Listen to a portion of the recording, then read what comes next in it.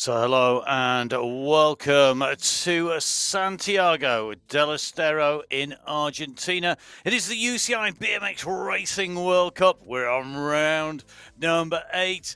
I'm here in the studio. My name's Matt Payne. I'm here with the one and only Rich Eames. Great to have you here, Rich. We are in a very warm arena of BMX sport coming up. We're here in Santiago del Estero, the 12th largest city in Argentina, the province capital, and the oldest continuous settlement in the country as well. Home of some amazing architecture, some fantastic scenery, and in an area that is really the breadbasket, the corner basket of Argentina and South America. We have the home, the real generation of BMX in Argentina. The track here is looking stunning, Rich. And I've got to say, if we have anything like the racing yesterday, it's going to be great, but the weather's going to play a part.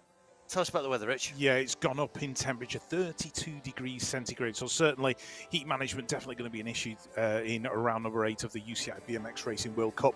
But looking at the standings, we've got Tessa Martinez leading out the women under 23, despite not making the main event in round number 7. Veronica Stariska just not too far behind her in that second spot. Michelle Vissing rounding out the top 3, but it's Ava Corley who's made a big move up into the top 5. Yeah, 14th to 5th. Courtesy of the fantastic last round. Now in the men's under 23 standings, Rico Behrman still holding on to the top spot. Big mover is Callum Russell coming up from 10th to 7th, and just outside of the top 10, Thomas Maturano 20th to 10th, another big move. The women's elite, Rich. Yeah, couldn't be any closer at the top of the standings with Saya Sakakibara of Australia and Bethany Shriver literally just 37 points apart. Laura Smulders in there in that third spot. Zoe Clayson's in 4th. Elise Willoughby rounding out the top 5, but the battle goes on between Saya and Bethany in round number 8. Yeah, those riders in that 3rd, 4th, 5th spot so close together. When we move on to the men's elite standings, well, we still have Joris Dode sitting at the top of the tree and looking good. Jamie O'Brink moving up from 14th, comes into 10th position a bit further down. And Nicolas Torres must get a mention, 3rd in the last round. That moved him from 45th on the standings. You ready for this? 19th position. Wow. Rocketing up. Can he do it again? I mean, we are on home turf here. This track is stunning. It has been one where there's been plenty of incidents between the riders. Let's put it that way. Yeah. I think probably the big talking point of round number 7 was the performance of Nicolas Torres and Gonzalo Molina, the Argentinian riders wanting to perform in front of the home crowd. So we'll see what they've got a little bit later on. But we are moving on into the women under 23 quarterfinal. Number 1, Emily Hutt, Aiko Gomez, Julia Buta, Valentino Munoz Vanegas, and Mariana Agudelo Medina will be lining up for quarterfinal number 1. Emily Hutt of Great Britain has taken gate number 1 on the inside. Aiko Gomez there in gate 3, just a little bit further out, and it's going to be interesting to see how the first of these quarterfinals actually go. 4 riders through, really key to stay right up at the front of the race. Okay, riders, ready to start. Riders ready, watch the gate. Quarterfinal number 1 for the women under 23. Leave the gate. It looks like Emily Hutt on the inside. Oh, 1 rider's gone down already over that first jump. So it's 4 riders going through, and 1 rider's definitely going to be out of it much sooner than they expected. But it looks like Medina out in front, Vanegas in 2. Emily Hutt has now worked her way up into that 2nd position, and we've got to see who's at the back of that pack there. It looks like I think it's Aiko Gomez there in that 4th spot. So Gomez is going to be the rider going through in that final transfer spot. But Emily Hutt of Great Britain has worked her way up into the lead. She's going to set that fast lap time. Hopefully that'll give a great gate pick in the semi-final. Vanegas in 2, Medina in 3, Gomez in 4. And it was Yabuta who went down on that very first jump. Now, Rich, people who are new to BMX may be wondering why the riders keep on racing as hard as they do on the way in there. Why is that when they know that 4 riders are through and there's only 4 riders left? Yeah, it's the lap time that has a bearing on the gate pick for the semi-final. So even though there's 4 riders who are going to go through, they want to set a fast lap time, then they can get a decent pick for the semi. And we'll just take another look at it. Oh, Julia Buta went down really, really early. Let's hope she's okay and ready to compete in round number 9. But meanwhile, out front, Emily Hutt was making her move on Vanagas as they went down the 3rd straight towards the final corner. The British national champion making her way out of that final turn, crossing the final finish line, and it was Aiko Gomez just being pipped, I think, for that 4th spot. Really interesting, of course, having to push all the way to the line. Now we move on to heat number 2. In here we have got Ava Corley is going to be in there, but let's get the confirmed result. As you can see, 34.911 is the time, the winning time there. The 4 riders that completed going through, 34.911, absolutely critical. Now, big gap in the gates here, Rich. Tell us, why would you do this? Why would you push yourself so far out? Yeah, I think Isabella May of Australia has just decided to move herself out to the outside, give herself some room to move as they go down that 1st straight. And if there's any action on the inside, it just gives her a bit of space and she can probably, do something about it. So let's see how May goes. The rider's ready.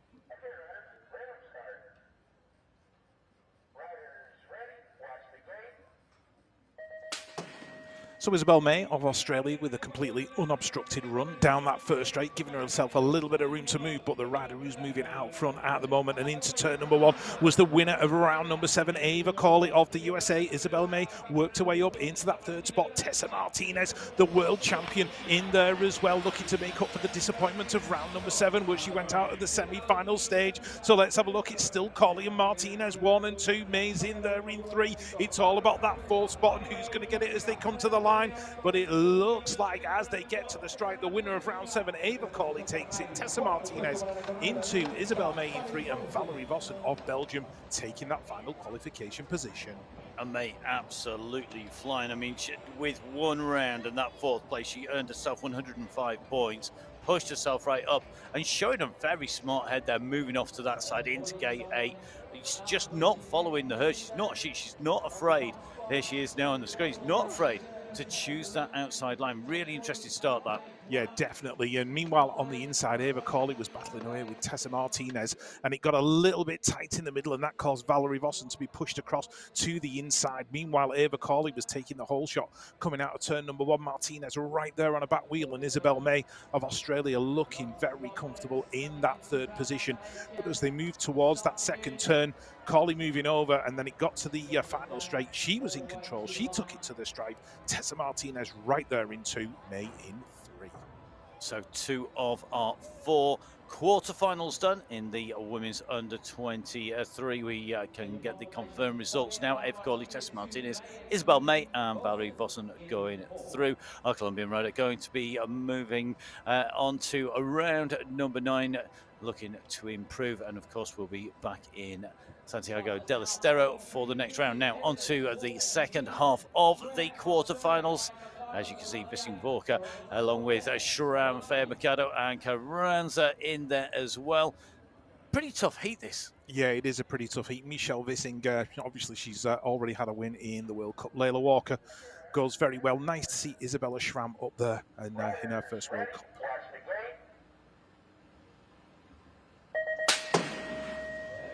Here we go, 3rd of the quarterfinals underway for the women under 23, and we are looking at the Colombian rider heading down towards turn number 1. I've got a feeling that's Sharid Fayad Mercado who's out front. Layla Walker in there in 2, and that's Isabella Carranza Lopez going through in that 4th spot. Where is Michelle Vissing? She's there in that 3rd position, diving underneath, still in a position away from the New Zealand rider, chasing the Colombian down that 3rd straight. Still Mercado out there in front. Carranza Lopez looking good in 4. Is she going to have a move made on her in that final turn? She's holding on to it right now. Layla Walker in 3. There's a big battle for the line. Going to get in the stroke. It was very close photo finish between Vissing and Fayad Mercado. Layla Walker in 3. Isabella Carranza Lopez in 4.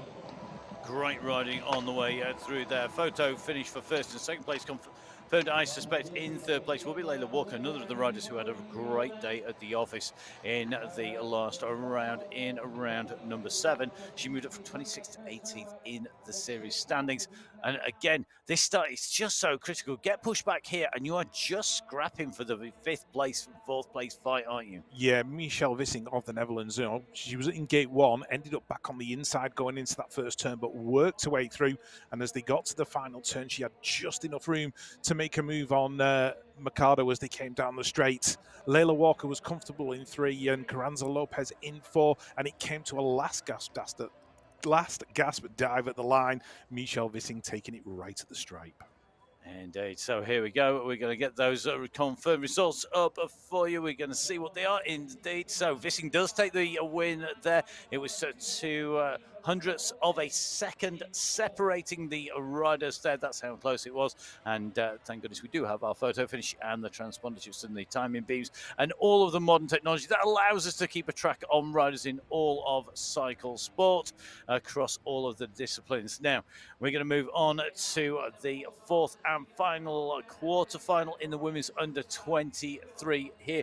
And Stariska here really has to perform. She can't afford to lose any points at all. No, she's sitting second in the standings. She knows what she has to do here in round number 8. And let's see what happens in the quarterfinal. Okay, riders, random start.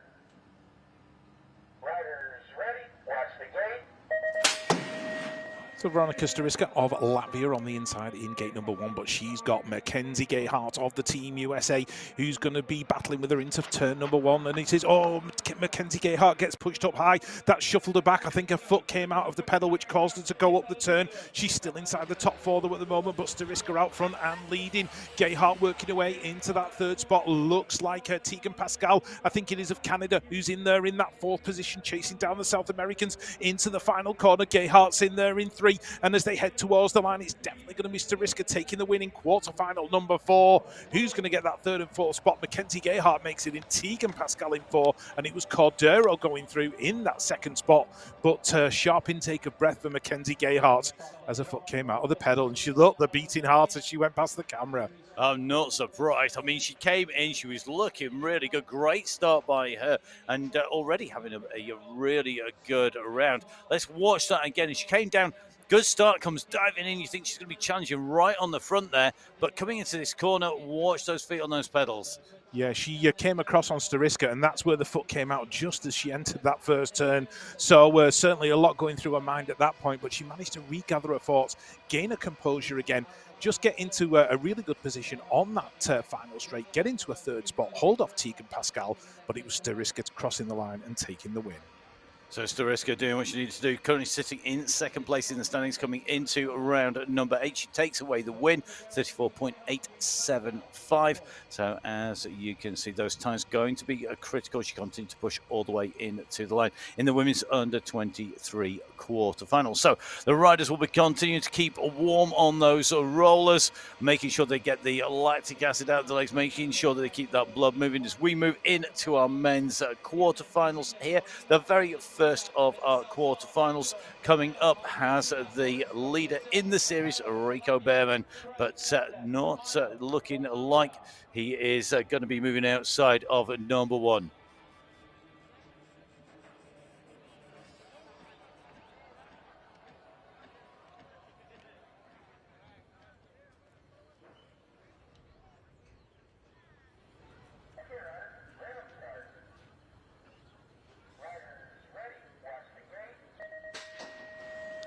Quarterfinal number 1 for the men under 23 headed down the start hill towards turn number 1, and it's Rico Behrman and Curtis Cray who got the best starts. They're going to go 1 and 2 into the turn, and as they head down the straight towards that 2nd corner, the Argentinian rider Capello in there and Molina's in the mix as well. So it's all going well for the Argentinians so far as they head down the 3rd straight towards the corner. Rico Behrman, the series leader in the men under 23, in and out the final corner. He's going to take the win in this quarterfinal. Looks like Curtis Cray's day is over. And the Argentinian Campello getting that 2nd spot. Molina in 3, Zimmerman in 4. But Rico Behrman continues his fantastic form. Well, Rico Behrman, I mean, he was so dominant. Start of the season, first 4 rounds, flew through there. Then 5th round, we didn't have because it was cancelled because of the wind. Then 6th round, he came in with a 6th position, then back to 2nd in the penultimate round that we did in the next to last round. He's got work to do, though, from this start, hasn't he? Yeah, he's Rico Bierman. I think he's just regained his composure from Sarion's in round number 6. It was a difficult one for him, but with riding like this in the quarterfinal stage, I think he's regained what he needed to do, and I'm fully expecting him to see him in the final later on. And there is your confirmed result. Rico Bierman taking the win, Federico Capello in 2, Molina in 3 for Argentina, and it's Zimmerman of Brazil rounding out a trio of South Americans in that quarterfinal. So we're going to see the crowd going absolutely mad as we move our ways through into the semi-finals. But this is the second of our quarterfinals here. Riders lined up and ready to go. And here, Hugo Marslik had a big opportunity last round. We're going to see if he can keep on pushing this time round and trying to get those points and really push himself up the standings. Right, Jesse Asmus of Australia on the inside as they head towards that first turn. Let's have a look as they head into turn number 1. We've got Marzlak in there as well, Casper Piepers and Oliver Moran. So certainly all action in this as we go through. That is Jesse Asmus in that 2nd position, and as we head in towards the final corner, it looks like the Australian is going to hold on, and could he possibly pass his compatriot as they go down towards the line? Asmus striving for the win.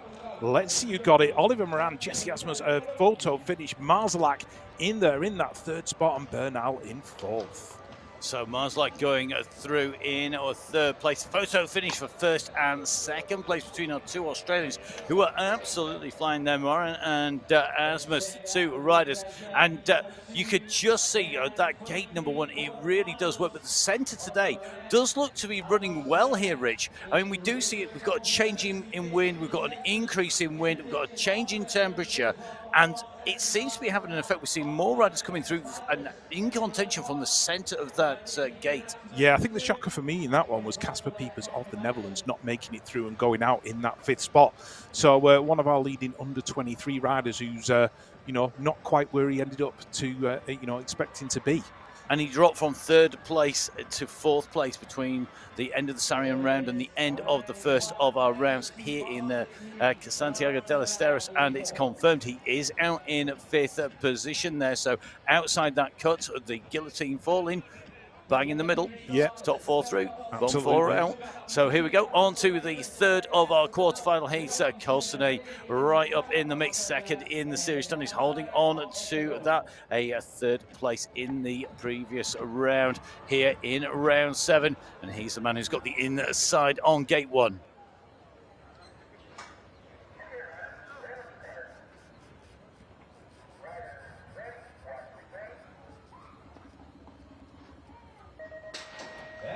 There's a twitch there from De La Vega, I think it was, of Ecuador in gate number 7. So he's been shuffled out to the back of the pack. Where is Matteo Colsonet of France? He's in 2nd spot as they go into that turn. Callum Russell of Great Britain inside the top 4, but coming under serious pressure as they head towards turn number 2. Benny Greenoff is the man in control from New Zealand. Callum Russell's worked his way up into 3. Colsonet is in there in 2. It's all about the rider who's going to be in that 4th spot. I've got a feeling it's the Brazilian Quiros who's in that 4th position. Callum Russell in 3, Matteo Colsonet in 2. Benny Greenoff's going to get the win. He might have been picked on the line by Colsonet. Yes, he was. Quiros of Brazil going through in 4th, and Marco Radielli out in 5. He'll be disappointed with that. Yeah, I was watching that. Just watching Radielli come round. I thought maybe he was going to pick himself up a little bit here and just maybe move a little bit more in towards the mix. But 4th at the end of Science, 3rd at the end of the last round. Overall, he's going to drop points now, and we've seen a lot of the big guys not making it through here. Big names not making it in. Some shock surprises, really. Yeah, definitely. But it was good to see in this quarter-final that Callum Russell of Great Britain had worked his way in on the inside in turn one. He came under some... Going to get those results confirmed. We'll see those up on our screens very shortly, I'm sure. And then we'll be moving on to the very final of our quarterfinals in the under-23 men. So Costa, Greenough, Russell and Paradelis going through. Radielli and Jack Greenough going out along with the Ecuadorian and Australian rider. Time there 31.182 in Heat 3 as we move on to Heat 4 of the 4 quarterfinals here. And Thomas Maturano absolutely on a flyer, moving up into 10th in the standings from 28th. We've got to keep an eye on him, but Tim Goosens can never be discounted either. Absolutely not. Thomas Maturano, though the junior world champion, taking that win yesterday to the delight of the fans. Can he repeat today?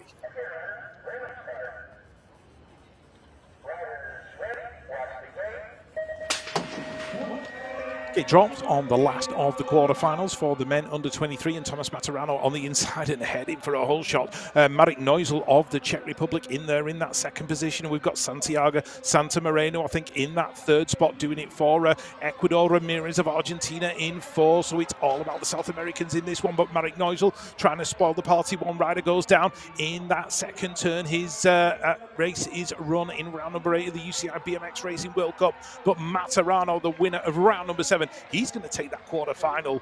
Confidence flowing. Marek Neusel into Santa Moreno. Photo finish with him. Ramirez inside the top 4, and disappointment for Tim Goosens out in 5. Well, Goosens been taken out of that again. That unlucky 5th spot for him. Just seeing Franco Maturano on his way back in towards the line, having finished his race here after picking himself back up. Let's take a little bit of a look back. Whole shot number 1. As you said, the confidence flowing here for Thomas Maturano, and realistically, nobody was going to touch him. He is absolutely flying at the moment. He certainly is flying. He's got the confidence of a 16-year-old BMXer who knows exactly what he wants to do in life. So Franco Maturano just crossing the finish line now with disappointment written all over his face. So, yeah, it's going to be, possibly a good day for the Argentinians in the under-23s again. Well, they had a good day yesterday. It's looking promising already in the under-23 men's competitions. But still, remember, we have our semi-finals and finals still to go in both of our under-23 competitions. Next up, after the men's under-23 quarterfinals, will be the women elite quarterfinals. And our very first heat is going to see our series leader looking to see if she can continue to push a second place yesterday to Bethany Shriver. Means that the gap was narrowed between the top 2 in the series standings overall.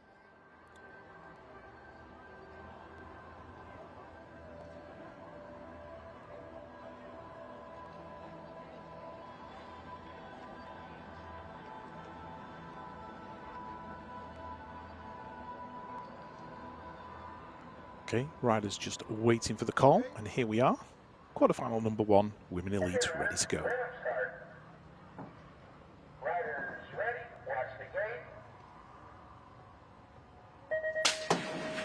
Riders leave the gate in quarterfinal number 1. Women elite, Sayasa Kakibara on the inside. She's got Molly Simpson right there with her as they head towards turn number 1. And Delaney Vaughan of the USA getting involved as well as they come in and out of the turn. Judy Bow's been shuffled out of the back, so she's got plenty to do at the moment, but leading it out. 2 World Cup wins already this season. Sayasa Kakibara of Australia heading down that straight towards the final corner. Delaney Vaughan in 3. That's Molly Simpson in there in 4. And as they come in and out of the turn, looks like Sayasa Kakibara is going to start round number 8 with a win in the quarterfinal stage. She's got that one. Gabriela Bolle-Carrillo in that second spot. Delaney Vaughan in 3. Molly Simpson in 4th. But Saya looking absolutely superb. Yeah, it's the way to bounce back, isn't it? I mean, she would have been disappointed by not taking a win in round number 7, but she's put it behind her just straight away. And here, absolutely nailing that first jump going over level when you're racing this type of events. She got a nice gap over Gabriela Barillo in that second position. All smiles from Sayasa Kakibara of Australia. So that is the first of our Women's Elite quarterfinals done and dusted here at round number 8 of the BMX Racing World Cup. As you can see, top 4 riders through, bottom 3 riders out of contention, 7 riders in that heat. We're going to move on to the next heat, and this sees the rider that Sayasa Kakibara was racing against and got beat by Beth Schrager right up in the top of the standings. In that battle, it's so close between 1 and 2, and we are getting towards the sharp end of the season, Rich. Every round, every point's going to count from here on in. Yeah, absolutely. I can see that battle going right to the final race of the season.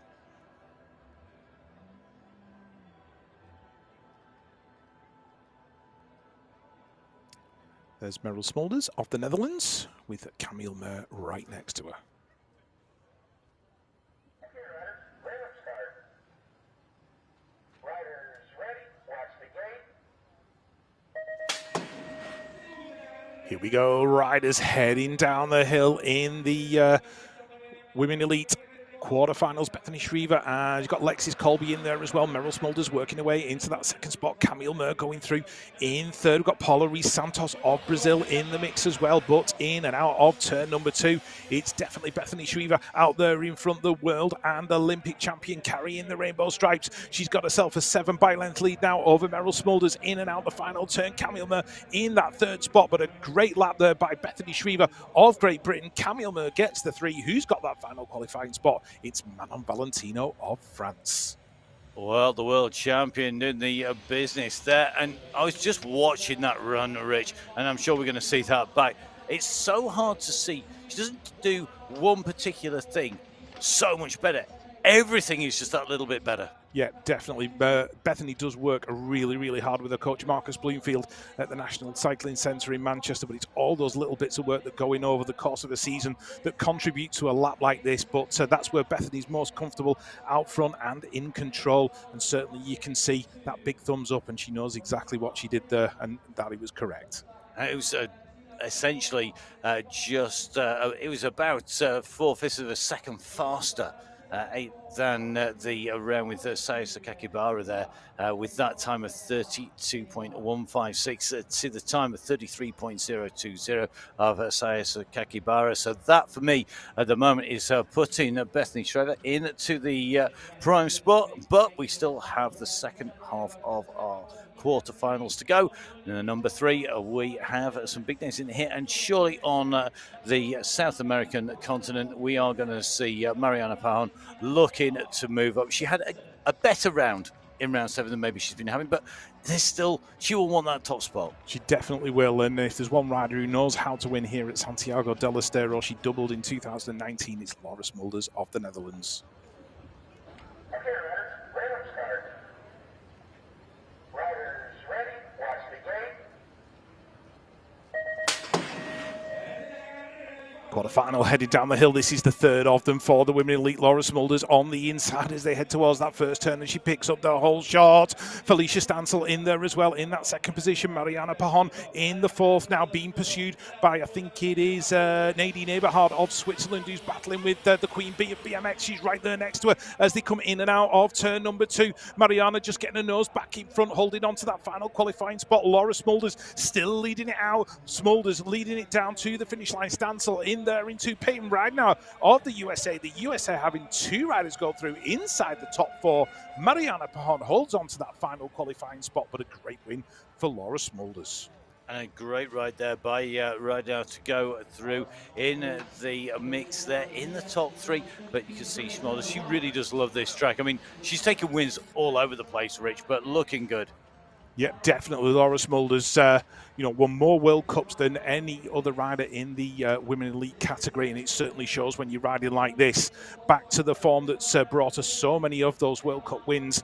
Felicia Stansel, the 2022 world champion, she is in there in that second position. Peyton Ridenour, one of the new generation coming through for Team USA, in third. So great laps going on here in the quarterfinals, and there is your confirmed result. Laura Smulders, Felicia Stansel, Peyton Ridenour, Mariana Pajon confirmed as going through to the semi-finals in Women Elite round 8 of the UCI BMX Racing World Cup. now crowd, keeping themselves relaxed and Lauren Reynolds, Talia Burford, Zoe Claessens, and the return of Malin Kelstrup after injury.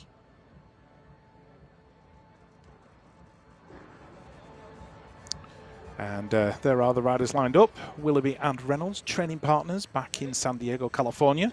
They're in gates 1 and 2, and Axel Etienne out in gate 6.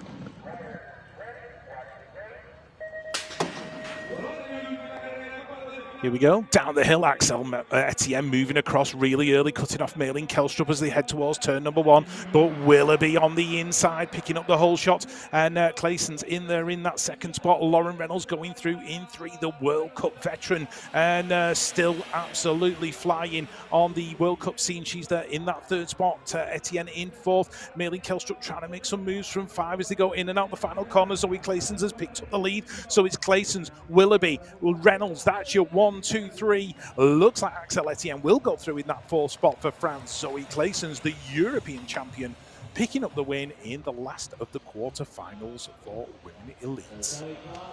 Another great race, another great heat, and a fantastic set of quarterfinals. We're going to see how these riders go when they go into the semis. Let's watch that back. Big kick off from the gate, as you'd expect. And at this stage, it was all about getting into turn number 1. But as we came out the far side, Zoe Claessens shown that she is absolutely class on wheels. Willoughby chasing hard all the way through. Lauren Reynolds with another good ride here as well. Kelstrup and Burford going out and going to have to move on to the final 2 rounds to add to their point score. And as you can see, Claessens, Willoughby, Reynolds and Etienne going through, Kelstrup and Burford going out of the quarterfinal stage, and they won't be moving on into our semi-finals. So that is our women's elite. We're moving on to the men's elite, and straight away we're in with Joris Dode. There's no rest for that man. He's straight up on the very first of our quarterfinals in the men's elite, and that won't faze him, will it? He's been here plenty of times before. Absolutely won't faze Joris Dode. If there's a man who knows how to win at the highest level, it's certainly the French series leader. But he's got some big competition, Roman Meillet in there, and the new school riders like Jim York-Brink.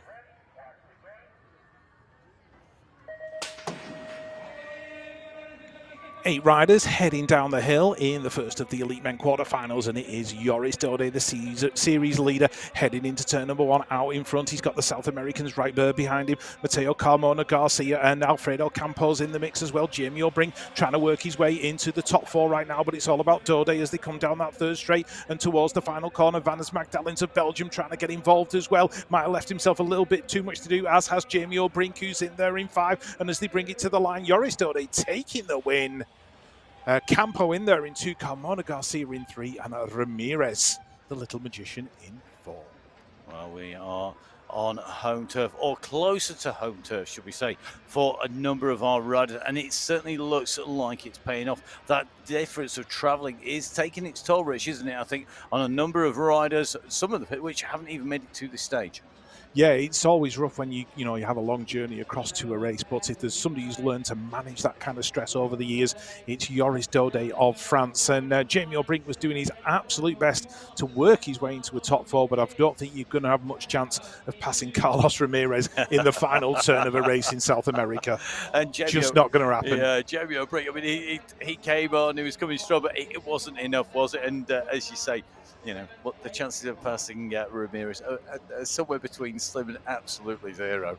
So we have had the first of our quarterfinals done and dusted. We're moving on to the second, and the quarter just keeps on coming with Roman Meillet here up against Nicolas Torres. That could almost be a finals lineup. That surely both of those will go through, but strong riders in the rest of this heat, Rich. Yeah, absolutely. You've got the likes of Cameron Larson and Dave van der Berg and Bodie Turner of Australia out there on the outside, the working man.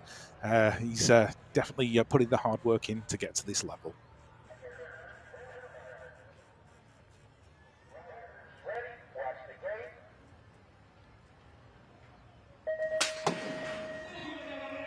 As the riders leave the gate, it looks like Dave van der Berg's been cut off as they go down the hill towards turn number 1, but Roman Meillet in control. Oh, looks like Jeremy Rencarel's hit the deck, so Rencarel going down in that first turn, so a big shock. One of the French flyers is out of it at the quarter-final stage. Who's got that final qualifying spot? Looks like Dave van der Berg might have worked his way back into that fourth spot as they go in. Going through in that second position, Santos of Brazil in 3, Dave van der Berg in 4, but it all came to an end for Jeremy Rencarel in turn number 2 on the inside. Rencarel goes for the move, gets a nudge, hits the inflatable barrier and goes over the front of the bike. That ends his lap.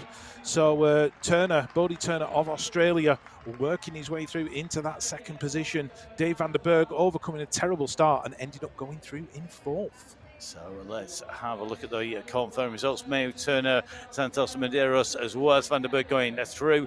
Big name out there is Torres, the man who was absolutely on fire when we came in through, taking a podium here in Argentina. A very happy man, and great to see him riding so strongly in the last round. Now he's going to have to pick himself back up again. And as we move on into the second half of the quarterfinals, into heat number 3 of 4, Arboleda right up there. But we've seen Cullen on some good form here as well, and he could possibly be the pick of the best, and Cameron Wood on his way back as well. Yeah, Cameron Wood on his way back from injury. Really good to see him back on the World Cup scene. But the Great Britain fans will be looking out for Kai White and Ross Cullen.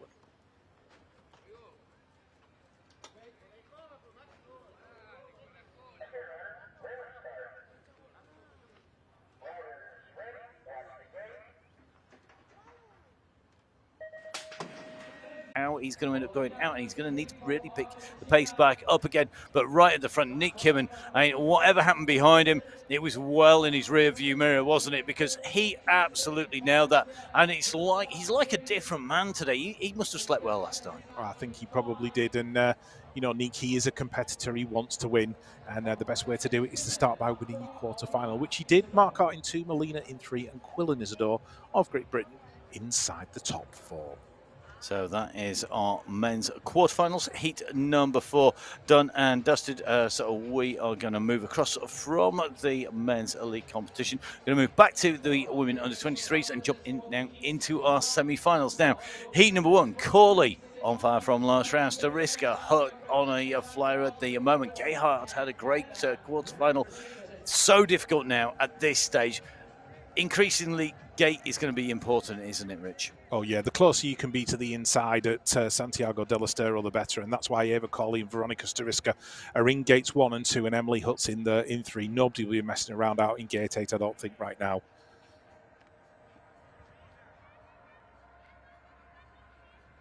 So the riders just being ready. The nerves are going to be jangling up there. I think once we move into this stage, Rich, it's one of those things where the head is as important, isn't it, as the body, as the lungs, the legs, the reflexes, how you deal with this pressure. The riders are always at the top that little bit longer. They're always at the top, just being held just long enough at the top of the gate to see really how they deal with that pressure. We are ready to go here in Santiago del Estero.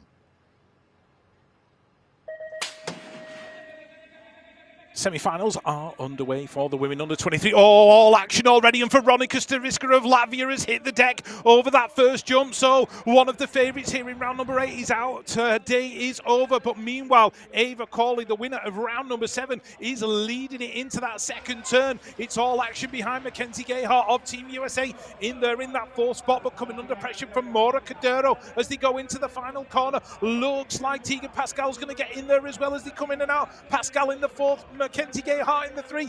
Ava Colley's going to take the win for the USA. Who's going to get that final qualifying spot for the main event? It is Tegan Pascal. Oh, he got all mixed up and busy down that 3rd straight. Gayhart, Pascal, Maura Cadero, they were all battling for a spot in the final. And we need to see what happened. I mean, don't let's take it away from Ava Colley with that win. And you can see Stariska making her way in and through, and looks like she's going to be just jumping in the ice bath, maybe in the swimming pool at the hotel. But Ava Corley, quite a happy rider, and quite rightly so. Let's take a watch on this. Look on the inside. Watch Stariska. Yeah, oh, it went totally wrong for Veronica Sagriska. I don't know if her foot might have come out of the pedal as she hit that jump and she got some contact from the rider behind. Ava Corley, though, no such problems as she was out in front, followed by Tegan Pascal. And Mackenzie Gayhart of the USA was back in 5 at that point. But by the time they got to the finish line, she'd worked her way into 3. Tegan Pascal took the 4. And those 2 riders from the USA all smiles after the semis. And it did. I think you're right there. It really looked like she just got clipped from behind there, Stariska. And if that was the case, though, you would expect to have seen more of an issue for Valerie Fossen and Emily Hutt and the riders around us. So it was very strange. It doesn't change the result, though. Ava Corley going through, taking away the win in the first of our semi-finals, and our 4 riders through. Corley, Fayeda, Mercado, Gayhart and Pasquale, who will be joining them, while the world champion Tessa Martinez with a rider who's on an absolutely storming form, Isabel May. She's going to be up against riders like Vissing, like Volker, like Munoz Venegas. Again, nowhere to hide when we get to this, is that, and the riders will be wanting a smooth run through 2 more rounds after this. Yes, definitely. Tessa Martinez, the world champion in the women under 23, lining up. She's on the inside. Gate number 1, she's got Michelle Vissing of the Netherlands right there next to her. In gate number 2, Michelle all smiles with the 5:02 on her plate. 5:18 in gate number 3. That is Valentina Munoz Vanegas of Colombia. Very, very proud of her South American heritage. And in gate number 4, the 5:16 out of New Zealand. That's going to be Layla Walker. Smiles and waves for the folks back home. Gate number 5 on the 5:09. Out of Colombia again, Isabella Carranza Lopez. Gate 6, out of Colombia on the 5:23 plate, it's Mariana Agudelo Medina. Gate 7 on the 5:05, the familiar colours of Belgium, and that is Aiko Gomez. Right on the outside, lane number 8, the green and gold of Australia, it's Isabel May. She's certainly pumped up and ready. She's absolutely loving it. Loving life up there, loving being part of this and feeling at home. And what an entry into the series this year she's made. Random start. Riders ready. Watch the gate.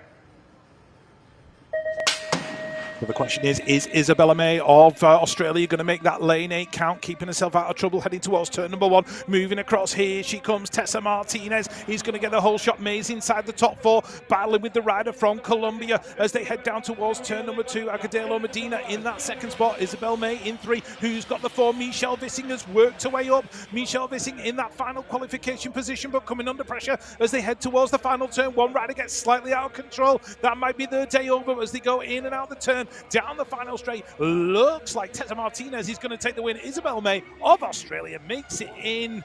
Isn't she happy about that one? Agudelo Medina and Michelle Vissing having a photo finish with Layla Walker. This is going to be really interesting to see who is going to take away the final qualifying place here in the second of our semi-finals, but no mistaking the winner of that heat. As you can see, Tessa Martinez there very quickly making sure she gets the electrolytes in from that start. May, great start, continues to push and not afraid. She's right on the outside, gets in, but you could see the riders were diving up the inside. Everybody desperate for position. Yeah, there was a big old queue behind Michelle Vissing and one of the South American riders getting out of control there. But Isabel May of Australia coming across from Gate A in a World Cup semi-final, making her way in there with a 3rd place. Superb racing from the Australian. And great racing on the way round to finish off the women's under 23 semi-finals. Martinez, Agudelo Medina, May and Vissing are the riders who are confirmed going through. They will be into the finals. It's going to be an absolute cracker. Please make sure you do stay tuned. My name's Mark Payne. I'm here with Rich Eames. Rich, women's under 23 was absolutely corking semi-finals. The men's it's looking good as well. Yep, certainly. We've got some of the heavy hitters in this one. Oliver Moran, Matteo Colsone and Callum Russell, just to name three. And you can't count out the Argentinian contingent. There's three of them in this one, and they'll be wanting to impress the home crowd. So a real mix-up of countries, but also of attitude and, consistency. Let's see what transpires. Well, it's baking hot. It is an absolute cauldron out on the track at the moment. We'll see if our man from Australia has the ability to deal with this heat. Yeah, Oliver Moran in gate one, the 5:01. From France in gate number two, Matteo Colsone. He's looking for that World Cup win that eluded him in Papendal. The 5:16, the winner of round number 7, the 16-year-old phenom, Thomas Maturano. 5:08 out there for Great Britain. Certainly a talent coming through in gate number 4. That is Callum Russell. Gate 5 on the 5:12. Hopefully give Argentina something to shout about. That's Federico Capello. Gate 6 on the 5:25 from Colombia, Santiago Santa Moreno. Lane 7 on the 5:39 from Argentina, David Ramirez. And out in gate number 8 on the 5:41 for Brazil, Luco Maresco Zimmerman. So the men under 23 semi-finals getting ready to go. I've got my eye on gate 2 and gate 4.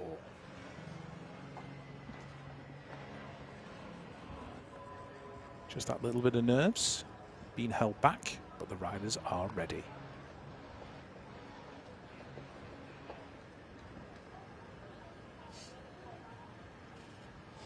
Okay? Okay, riders, random start. Riders ready, watch the gate. Semi-finals of men under 23, round number 8 of the UCI BMX Racing World Cup underway. Matteo Colsone and Santa Moreno heading towards turn number 1. It looks like the Colombian has stolen the lead. Oh, Callum Russell's gone down in the turn. There's a big pile-up. I don't know how many of them have hit the deck. Oliver Moran possibly in 3, but out front there's just 2 riders at the moment. And it looks like one of the Australians went down along with Callum Russell, but it's Santa Moreno, Colsone, 1 and 2 out of the turn. Who's going to pick up the 3 and the 4? Might have claimed at least 6 of them. Colsone has a look, smiles at Santa Moreno, says, yep, we're through. It's a case of who's going to get that 3rd and 4th position. Big old race to the line. Who's going to get it? We're about to find out.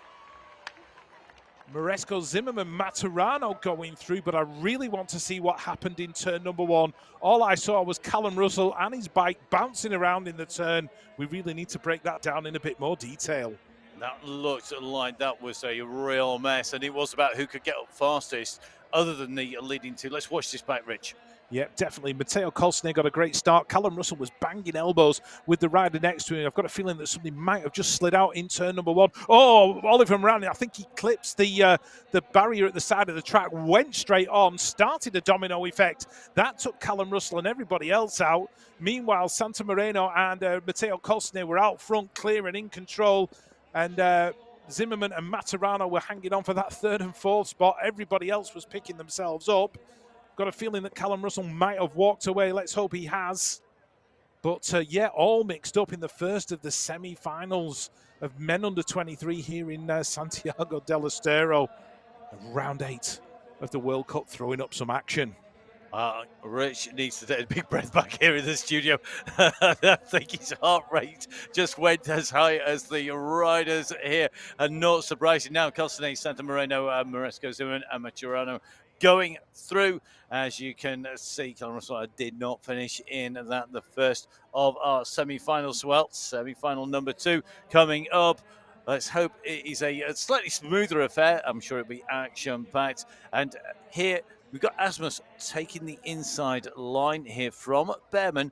Marslake sat in the middle, but it's going to be a tough day, I think, for anybody on the outside here. But it's full of surprises. Yep, Jesse Asmus there in gate number 1.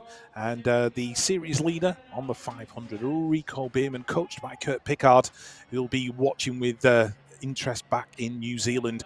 Gate number 3, also from New Zealand, Bennett Greenoff. He's there, just poised and ready. And gate number 4 contains the 5:05, the former European champion Hugo Marzalak. Gate 5 for the Czech Republic on the 5'10", Marek Neusel, stalwart of the European Cup scene, and gate number 6 has the 5'31" of Santiago Linares Bernal. Gate 7, 5'27" on the number plates. Out of Argentina, Franco Santiago Molina, and right on the outside on the 5'18", Paradeles Quires Cañero of Brazil. So 8 riders, 4 slots to go through from our semi-finals. The riders are getting primed and ready to lined up on the top. Let's see if they make it through the very first turn. Rich, it's been living up to expectation. Let's see what happens. Riders ready, watch the gate. Australia and New Zealand occupying the 3 gates on the inside. Will they occupy the 3 places as they go across the finish line? Here we go into turn number 1. Oh, Marek Neusel almost out of nowhere, stealing the whole shot. What a first straight from him. That's Rico Bierman, I think, in there in 3. Penny Greenoff in 2. Where is Jesse Asmus? He's in 5th. He's on the outside looking in at the moment. I think he's chasing the Brazilian down to the final corner. Paradeles Quires as they go in and out the turn. Oh, somebody's made a move and dived underneath. 2 riders have gone down as a result of that. Looks like Neusel's going to get it on the stripe. Neusel taking the win. Bierman, Greenoff, Paradeles Quires going through as well. Jesse Asmus getting caught up in that final corner. He goes down in the final turn. Love to watch that one back just to find out what went on. Jesse Asmus picking himself up. He's going to be furious with that. He's going to have to come back in round number 9 and try again. Well, there is always another chance, and that is the key thing here. And Marek Neusel, he took his chance. Got to go back. It's a long way. Winding it back. He's been in the 20th and 30th positions. Marek Neusel second on the podium in round 1. Way back when we started the series in Sakarya over in Turkey. He was well clear and out of trouble. Let's watch what happens. Oh, up the inside, clips the wheel, and then takes out Asmus. Asmus was just minding his own business there. Yeah. Some rider went for the swoop. I couldn't quite catch who it was. I do apologise. But, yeah, unfortunately, that Jesse Asmus was the unlucky recipient of a front wheel and ended up on the ground. So I think it was Franco Santiago Molina who tried to make the move and took Jesse Asmus with him. Hugo Marzlek, unfortunately, out in 6th spot in that semi-final.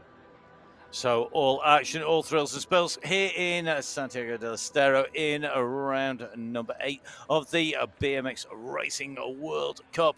This is an incredible track. It is providing us with thrills and spills absolutely non-stop at the moment.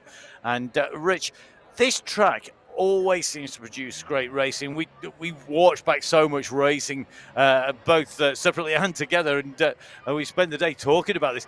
It is incredible track, and it produces incredible racing, doesn't it? Yeah, because it's very fair. It's what I would describe as eminently raceable, this track. I put it up there with the likes of Papendal, in that you know when you get to a facility like this, you know you're going to get some fast, smooth, aggressive, but also fair racing. So, yeah, a classic World Cup venue. We haven't been to Santiago del Estero since 2019, but by golly, it's good to be back. Well, it certainly is, and of course we've got lots of more action to come. Now, we are just waiting for results. So the commissaires, basically the referees, who basically keep an eye on everything. They're going to have to check and verify the results and make sure that they are happy with that. Here they come. So it's Neusel, Bierman, Greeno, Paradeles Quires as well going through, and you can see indeed it is Asmus who's out, so confirmed through the top 4 riders. 1 rider from the Czech Republic, 2 riders from New Zealand going through there. It's certainly looking to me like we're going to have a really interesting final with maybe a much different mix than we were expecting in those finals. Let's see what the mix is going to be when we move to our Women's Elite, the first of our semi-finals. A cracking start list, and there's no easy races now. You've got to prove just why you've got rainbow stripes, even if you are the world champion. Yeah, on the inside there, on the 1 plate, the world champion, the Olympic champion, all smiles, Bethany Shriver, and right next to Bethany in lane number 2 on the 22 plate. They are competitors, but it's also a good friend. It's Merrill Smulders from the Netherlands. Gate number 3 on the 65 plate, the European champion out of Switzerland. It's Zoe Claessens. Gate 4 on the 777 out of France, Camille Mer. Gate 5 contains the very familiar 11 plate from Team USA, Olympic silver medalist and 10-time USA BMX Pro champion, Elise Willoughby. And on the 100 plate, gate number 6, the Queen Bee of BMX, double Olympic champion Mariana Pajon. The 44 is Molly Simpson out of Canada. Molly's in gate number 7. And out in gate number 8 on the 971, a veteran of the World Cup scene, but it's always good to see her on the gate. It's Manon Valentino. So semi-final 1 of Women Elite, round 8 of the UCI BMX Racing World Cup is ready to go. Let's see which 4 riders are going to make the final. Okay, riders, random start. Riders ready, watch the gate. Gate drops on the first of the semi-finals for Women Elite. Bethany Shriever on the inside. Meryl Smulders looking like she's got a good one. And Elise Willoughby in there as well. But Bethany Shriever making that inside line pay. But look at the pressure coming from the Netherlands rider. Smulders in there in that second spot. Molly Simpson of Canada in there in 4. Has anybody got anything for her? Looks like Mariana Pajon is chasing her down that third straight. She's going to have to make a move in the final turn. But Shriever opening the lead now out in front. The world and Olympic champion is going to take the semi-final win. Meryl Smulders for 2, Elise Willoughby for 3. Who's going to get that 4th spot of the line? Looks like Mariana Pajon picked it up. Simpson out, Zoe Clayson's out as well. But a great lap from Bethany Shriever, but it wasn't without some competition from Meryl Smulders. Smulders was looking so good on that earlier section there. Then it was almost like she thought about, well, actually, I've got to be careful. I've got to start watching behind and not watching just what's going on in front, not just chasing that win. Yeah, Meryl Smulders got a great start, and I think Zoe Clayson's just went slightly sideways as she came out of the gate, which ruined her momentum. Meanwhile, Bethany Shriever was out in front and pulling away with a decent lead, and Mariana Pajon made the move on Molly Simpson in that final corner. Manon Valentino couldn't get close enough as well, and the Olympic champion has made yet another World Cup main event. Do you think she ever gets tired of winning? Never. No. A true BMXer never gets tired of winning, Matt. I would agree with that about pretty much everybody, right? I have to say. Never mind, just us in the studio here trying to see who could get through the results the fastest. So great to see Bethany Shriever looking good up at the top there, the world champion, the Olympic champion, the multi-time winner of more things than we care to mention. She's probably an absolute dab hand at tiddlywinks as well, and any other game that you would throw at her. Now, on to the second of our semi-finals, and guess who's in here? Saya Sakakibara. We've managed to keep them apart so far. Will we see them meeting in the final? The top 2, Bethany Shriever's there. Can Saya Sakakibara get there?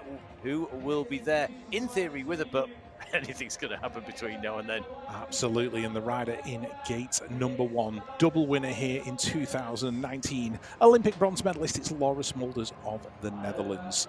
Next door to her in gate number 2, the series leader, brimming with confidence at the moment from Australia, it's Saya Sakakibara. Gate number 3, the 14 plate out of Colombia, Gabriela Bolle Carrillo. Gate 4 contains the 23, the 2022 Women Elite World Champion. It's Felicia Stansel. Gate 5 on the 15 play out of the USA, coached by Ariel Martin. It's Peyton Ragnar.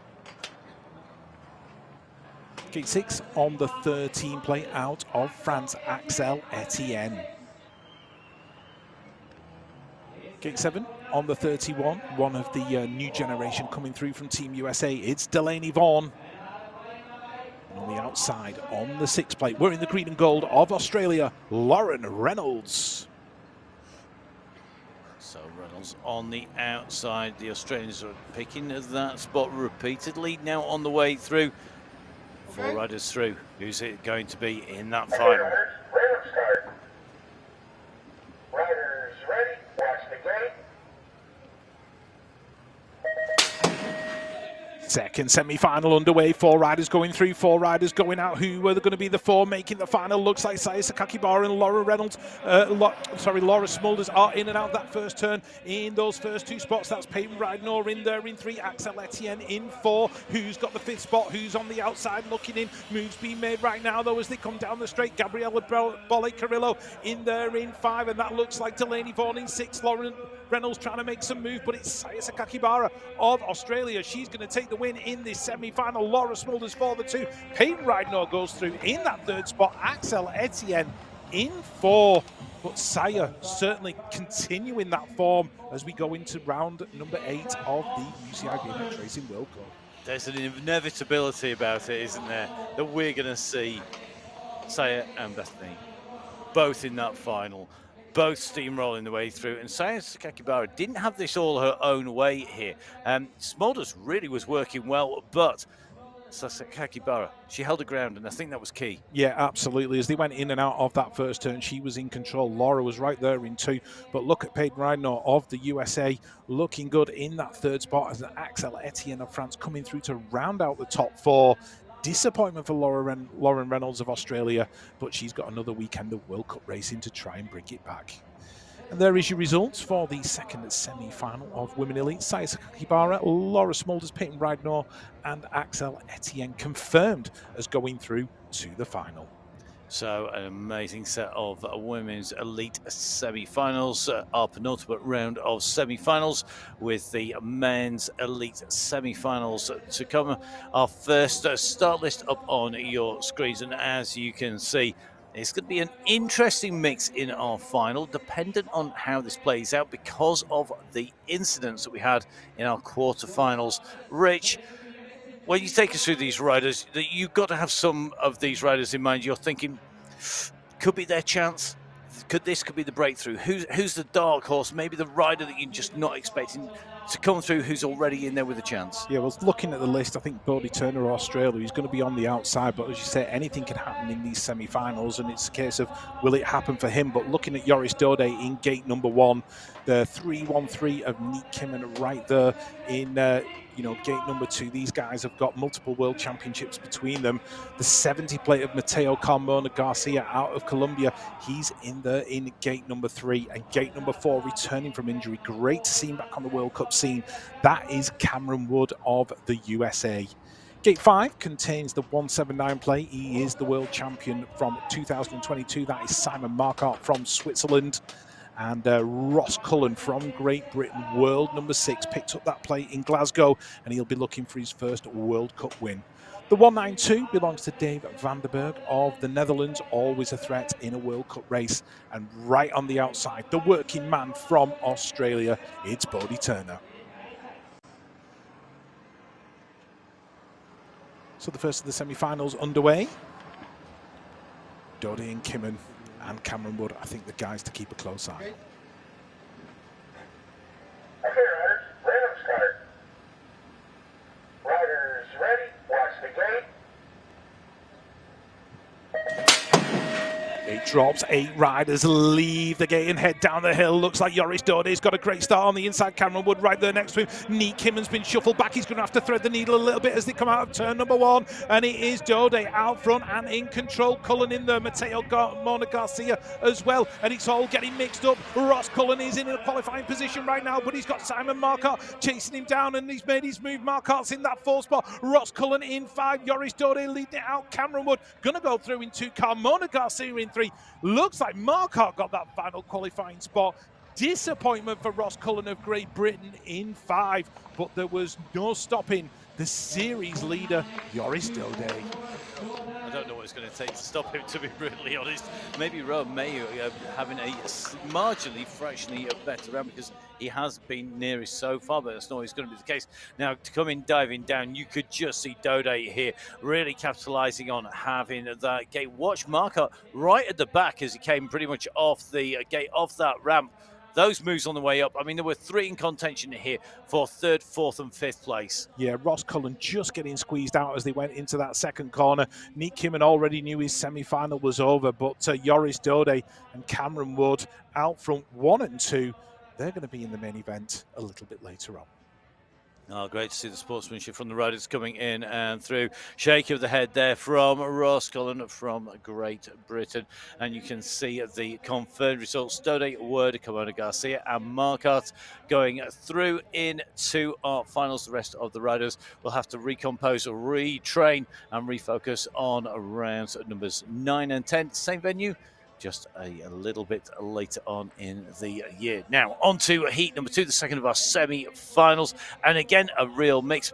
The world champion, well, he wasn't the fastest rider to qualify on the way through. And that means that he's pushed down. I think he's going to be gate number 3, Rich. And it won't phase him, but it's not necessarily where we'd expect him. Yeah, it's always going to be a hard job when you've got a rider like Diego Arboleda on the inside. He's already won a World Cup. He knows what it takes to get the job done. On the 593 out of Ecuador, that is Alfredo Campo in gate number 2. Gate number 3 containing the rainbow stripes, the world champion, the winner at Papendal earlier in the year. That is Romain Meilloux from France. Just getting those goggles ready. Gate number 4 on the 87. The Prince of Peckham from Great Britain, it is Kai White. 278 in gate number 5, Olympic bronze medalist, the little magician Carlos Ramirez. Gate 6 on the 215 out of Argentina. He's going to want to make those home fans shout. It's Gonzalo Molina. Gate 7 on the 207. Made the final in round number 7. It's Quillan Isidore of Great Britain. And out in gate number 8 on the 227 from Brazil, Pedro Santos Medeiros de Quiros. But that is Romain Meilloux of France, the world champion. Just a last-minute check of the shoes before the gate drops on semi-final 2.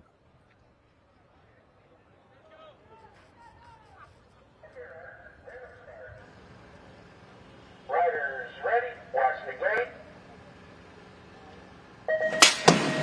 The second semi-final is go. Let's have a look at the action as we head down towards turn number 1. Romain Meilloux is going to pick up yet another hole shot. Where is Quillan Isidore of Great Britain? He's in there in 5. Kai White's in about 7. But if there's one rider capable of making moves and generating track speed, it's Kai White. Quillan's still in there in that 4th spot at the moment, but they're going to be all over the back of him as they head down towards that final turn. Romain Meilloux leads it in and out. Quillan Isidore's making his move. He's trying to keep that 4th position safe. Meilloux's going to take it at the line. Looks like Molina's going to go through in 2. Quillan Isidore making his second main event of the weekend in there in 4. Ramirez in 3, but Diego Arboleda going out in 5. Yeah, big result there because Arboleda, he'd moved from 4th into 3rd place because of his results in the previous round, but he just didn't get that start, did he? He was really tangled up in traffic, and Meilloux's start really just pushed him in front. He could get in front, and it put everybody else under pressure. Yeah, I was just looking at Quillan Isidore. He was back there in 5, made his move in the final corner, worked his way up into 4th. It certainly wasn't safe at that point as he chased down Molina and the other rider in front of him, but he held on for that 4th spot, and you only need to be in the top 4 in a semi-final, and he's in another World Cup main event. So the end of the men's elite and the end of our semi-finals to come to a conclusion with Romain Meilloux taking the win from Molina, from Ramirez and Isidore. They're the riders who will be going through, which means we're going to be moving on to our finals, Rich. And this means that the final set, basically the last 4 races of round 8, we're going to kick off with our under-23 women's finals. We've got the world champion in there. We've got the rider who's shown that she can win. Ava Corley loves this track. She's on form. We've got new names in there as well as old. It's a real mix. It definitely is. You've got the series leader Tessa Martinez in there. Ava Corley, the winner of round number 7, but by wildcard choice for this final here today is Isabel May of Australia. She's opted for gate number 8. And Michelle Vissing and Mackenzie Gayhart also in the mix as well. So it's a proper mix-up of riders, and anything can happen in a World Cup final. Yeah, I wouldn't discount May. She's absolutely loving it and is flying, but the world champion looking super cool as ever. Tessa Martinez back into form, leading the standings. She will want to get a podium, which is what she missed out on in round 7. Ava Corley, though, Rich, this is the rider surely who is sort of hot favourite at the moment. Yeah, that confidence will be brimming in gate number 2 from her. And gate number 3 contains Mariana Agudelo Medina from Colombia. Next door to her compatriot in gate number 4, shout out Nicole Fayad Mercado in that 4 spot. And the Colombians definitely want to make a statement in South America. The 502 from the Netherlands, she's got the love. It's Michelle Vissing. And the 533 for Team USA. Gate number 6, it's Mackenzie Gayhart. Gate 7 on the 515. Out of Canada, it's Tegan Pascal. And in gate number 8, the green and gold of Australia. All smiles, all hyped, ready to go. It's Isabel May.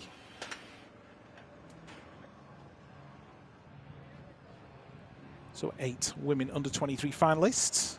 Let's see who's going to take the spoils.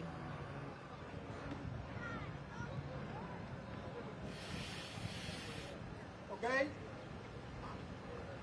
riders, random start. Riders ready, watch the gate.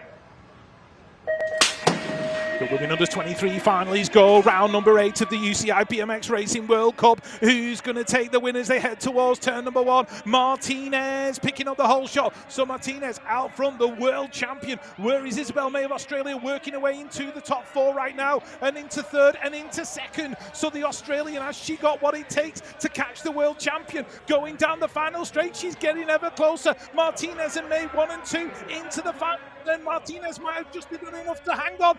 May's not done yet. She's going to give it everything she got going to the line. Oh, Isabel May couldn't quite make it count. Meanwhile, Mackenzie Gayhart takes another podium. She's in there in 3. Fayad Mercado in 4. Oh, and Ava Corley went down on the 3rd straight, just picking herself up. We were consumed by the battle between Martinez and May. But what a final and what a charge from the Australian. Oh, what a race. What a result for Isabel May. But as you say, this really was a battle all the way through. We saw riders coming down into the end there. But the world champion, Tessa Martinez, with that gate 1, that really did put her into prime position. And the battle behind, there were plenty of elbows bouncing about. But May's move to get through there, Rich, that shows some serious skill and some serious bravery as well. Yeah, oh, Ava Corley got it all wrong on that 3rd straight, nearly running into the back wheel of the Colombian rider in front of her. Meanwhile, all eyes were on Tessa Martinez and Isabel May. I think if that straight might have been 20 feet longer, it could have been a different story. But Martinez taking the win from May. She'll be absolutely delighted with a podium at her first, World Cup weekend. She was in there with the 2nd. Mackenzie Gayhart picking up yet another podium. She'll be stoked with that one. And the Colombian coming through in 4th. And Ava Corley, I mean, that is a real roller coaster of emotion, isn't it? She's absolutely flying, so on form. Previous round, suddenly down on the floor, down on the deck, and having to pick herself up and dust herself down. But that is BMX racing. That's what we've all experienced one way or another out on the BMX track. And you can see the confirmed result here. Martinez taking the win, a 2nd place for May, and Gayhart in 3rd place. But Tessa Martinez, she's had some highs and some lows, but she's back on the top step. Let's hear what she's got to say.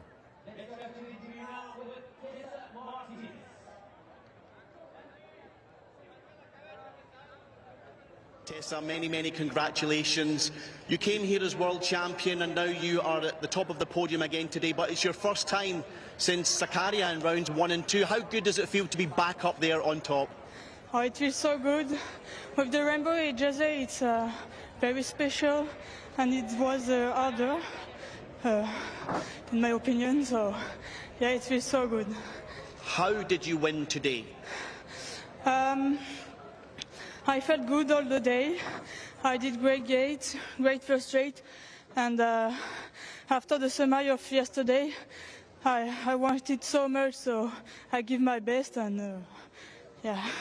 Et une réponse en français pour le public français sur la victoire d'aujourd'hui? Elle fait du bien avec le maillot arc-en-ciel, c'est toujours spécial, donc voilà, je suis hyper contente et j'espère que le week-end prochain soit aussi bon. Merci beaucoup. Merci à vous. Well, great to hear the words there from your winner, Tessa Martinez. The rainbow jersey really is a really privileged jersey to wear. It's worn by very few. She's recovered in style. She's come back to the top in some great ways in the past. She's done it again here, and she's come to the top, Rich, when it matters, when we're coming into the finale of the season, and she needs those points, and she wants to take the championship, the series, the lot. Yeah, absolutely. And she said she was, after the disappointment of yesterday, she wanted to bring it back around. She said that in not so many words, but yeah, she knew what she needed to do, and that is the sign of a champion. When you're wearing that rainbow jersey, it just makes you that bit more determined. And Tessa Martinez took that determination, and she's taken it to a World Cup win. And the track here showing that even in the finals, it can still take our riders out of contention. So we can go across to our flower ceremony. You can see our top three riders. Mackenzie Gayhart from the United States taking away third place here today. A second place and a real reward for the rider who has made her mark in a massive way, particularly from coming from the outside gate, Isabel May of Australia. But Tessa Martinez of France, the world champion, looking to take away the series win and add into her points total, and will be pulling away at the top from Stariska, the rider in second place, after she went down in her semi-final. So great to see Tessa Martinez and all of our top three riders, all smiles, on from the women's under 23 on to the men's under 23 final, and a real mix of riders, including our Czech rider who's lined up in gate one. Yeah, Marek Neusel of the Czech Republic. He's in gate number one. I'm definitely going to have my eyes on the middle of that gate where Rico Bierman and Bennett Greenoff are likely to be, with round seven's winner Thomas Materano also in the mix as well. So it's set to be an absolutely classic final here in men under 23 at Santiago del Estero in Argentina. And there is your start list: Neusel, Colsone, Santamoreno, Bierman, Greenoff, Quiroz Cañero, Maresco, Zimmerman and Thomas Materano. So a real mix-up: South America, France, Colombia and the Czech Republic and New Zealand. And Materano, don't forget, of course, took the win in the previous round on this track. Can't be discounted. Going to be interesting to see what he can do from gate 7. Probably the toughest ask of the day. Yep, gate number 1, though, contains the rider from the Czech Republic. We see plenty of him on the European circuit. It's Marek Neusel of the Czech Republic. Gate number 2, out of France, a very colourful character indeed. He's got the speed. Can he take the win? It's Matteo Colsone. Gate 3, on the 525 out of Colombia. All business. It's Santiago Santa Moreno. Gate 4, on the 500, the series leader from New Zealand, it's Rico Bierman. On the 514, also out of New Zealand, in gate number 5, Bennett Greenoff. Gate 6, on the 518 from Brazil, Paradeles Quiroz Cañero. Gate number 7, the winner of round number 7 from Argentina. Can he make it 2 from 2? It's Thomas Materano. And on the 541, out in gate number 8, Lucas Maresco Zimmerman. So Zimmerman on the outside lane, choosing to move across on to gate number 8 here. And gate number 1 taken by Neusel, in between 6 more riders who will want to take away top spot to get maximum points. Who's it going to be? Riders ready, watch the gate. Here you go, the under-23 men down the hill. Who's going to be the first to rise? It looks like Matteo Colsone. Is he going to get that elusive World Cup win? He's got plenty of riders behind him, and it's the winner of round number 7, Thomas Materano, who is chasing him into turn number 2. Marek Neusel in there in 3. Where is Rico Bierman? He's going to be in there in about 5th or 6th, but it's Matteo Colsone of France. Is he going to leave the door open in the final corner? Materano searching. Can he pick up the position? Swoops in, goes high-low. Materano looking like he's going to make it 2 from 2. Colsone chasing him to the line. It's a photo finish. Neusel in 3, Zimmerman in 4. But oh my word, it was so close between Colsone and Materano. Is it 2 from 2 or is it 1 for the Frenchman? I have no idea. I was thinking, I couldn't believe the move there by Mascherano. I mean, that is what you call knowing the track from the outside across. What a move. Colstonay, though, he wanted this. He wanted it so much. Yeah, he came so close in Papendal, and he came within a fraction of taking the win away from Rico Bierman, who was back in about sixth at that point. And Maturano dived low in the final corner. He had half a bike length at that point, and Colstonay has somehow pulled it back. We need to wait for the photo finish, but I've got a sneaking suspicion Colstonay might have done just enough, but it was very, very close. I think you're right there, Rich. Looking at that back the second time, that certainly showed just how strong he was. What a great result there, though, for Maturano. He has had an amazing weekend. There is just no other word for it. You know, amazing, brilliant to see, a brilliant rider. But Colstonay, he's been waiting for this. I mean, he's not had a win so far this season. He's gone and done it now. He's in second place as we came in. It is a big gap to Rico Bierman. He should maintain his lead at the top of the standings, but the gap has been closed down. He definitely has, but I'm sure the joy that Matteo Colstonay will be feeling if he is declared the winner, that'll be, more than anything that he could get from, gaining those World Cup points. I'm sure he'll be happy. And there is the confirmed result. Matteo Colstonay taking his first World Cup win of 2023. But look at the gap, literally probably 2/100ths of a second from Thomas Maturano. It was that close, but Marek Neusel off the Czech Republic, rounding out that podium with a strong third place. But Rico Bierman, consistent. He's made yet another main event, and it should be enough to keep his lead. So you can see your confirmed results on the screen. Marek Neusel in 3, Thomas Maturano in 2, and Matteo Colstonay taking away a top spot in the series. And we can hear from our race winner. He's down at the podiums.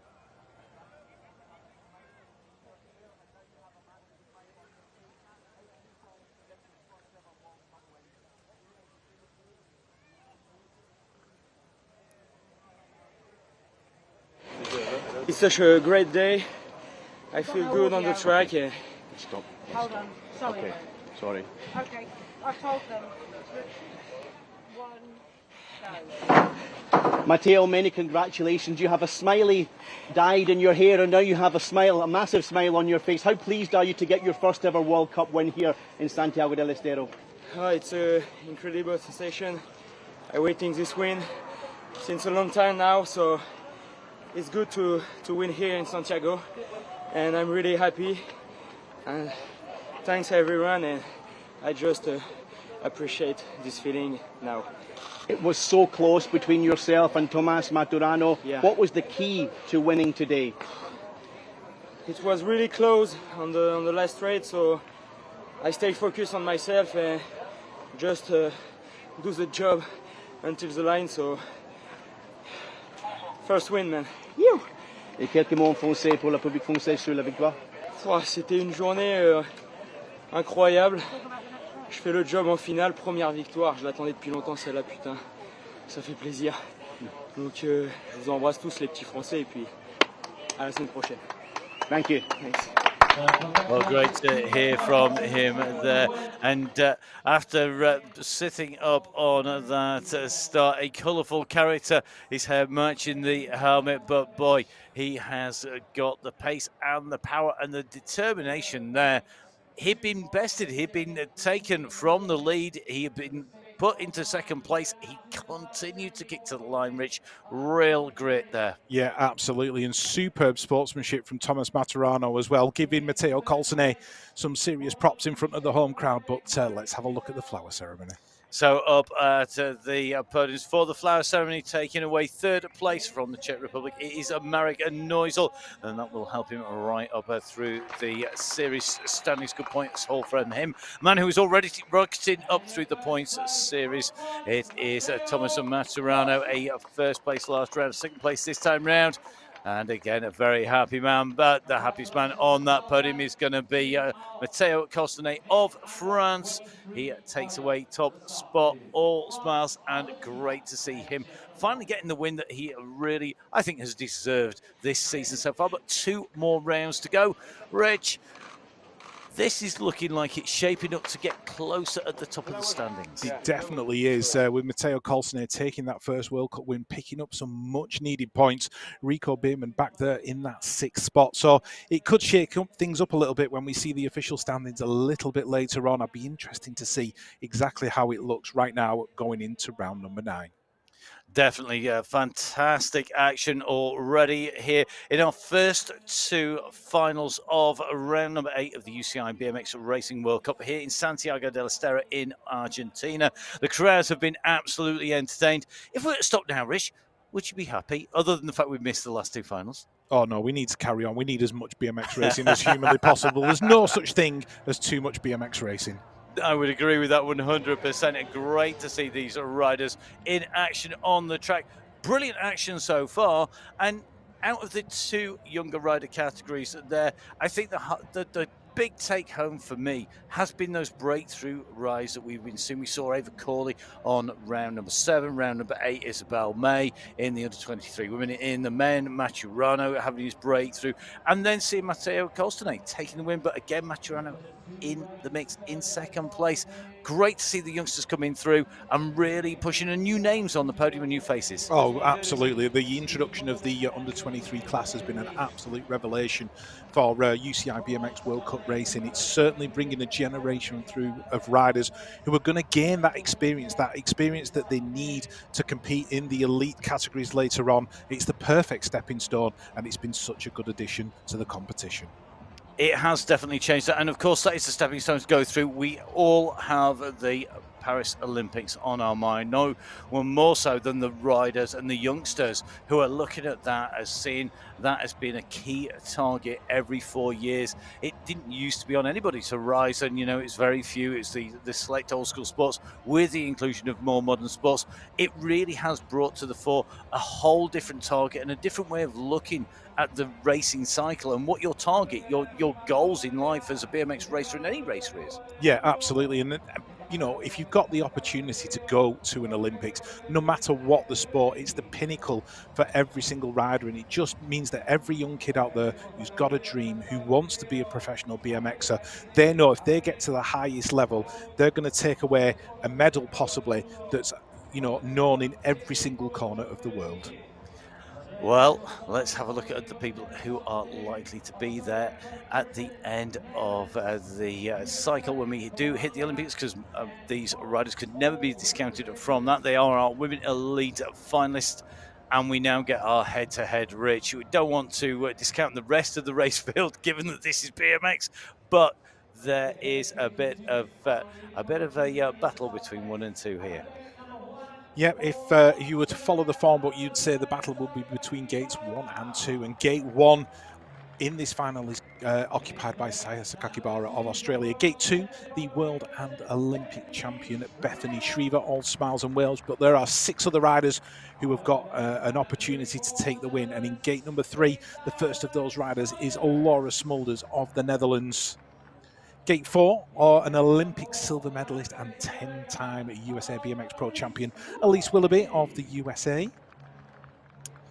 Next door, one of the younger riders coming through from that USA talent program, that is Peyton Ridenor, and she's in gate number 5. Gate 6 on the 13 plate out of France. We've seen her on the World Cup for quite a few years, and it's always good to have her on the gate, Axel Etienne. And gate number 7, all smiles underneath that helmet, the Queen Bee of BMX, the double Olympic champion, Mariana Pajon. And out in gate number 8 on the 22 for the Netherlands, the second of the Smulders sisters, it's Meryl Smulders.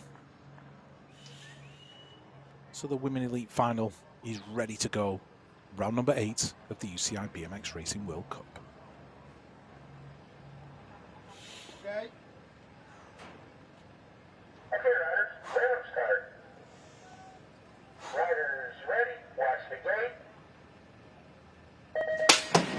The gate drops. Will it be Shriver? Will it be Saya Sakakibara? Or can Laura Smulders get in there? Or will it be someone else entirely? Look at Axel Etienne moving across. Couldn't quite take the whole shot because Saya Sakakibara is in there in 1. Bethany Shriver in 3. Meryl Smulders has come from gate 8 and worked her way into that 4th position. But has Bethany Shriver got the skills to catch the riders out in front of her? But it's Saya Sakakibara lining herself up for win number 3 of her 2023 World Cup season. It looks like the win is going back to Australia. Looks like Bethany Shriver's making a late charge for that 2nd spot. Saya Sakakibara takes the win.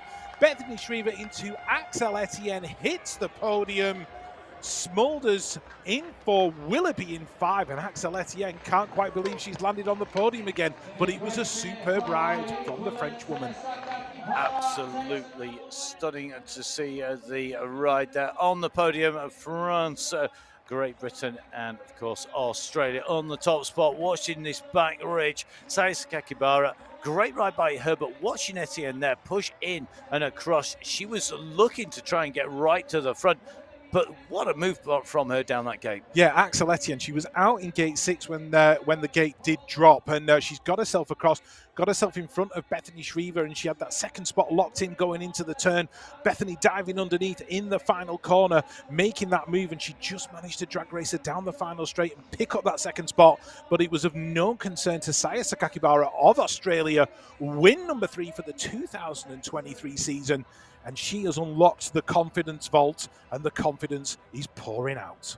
It certainly is absolutely flying. And Saya Sakakibara and Axel Etienne having exactly the same start time, 2.341, faster than Bethany Shriver. Shriver going out in 2.365. Really, really interesting. Top 3 riders, fastest 3 out from the gate.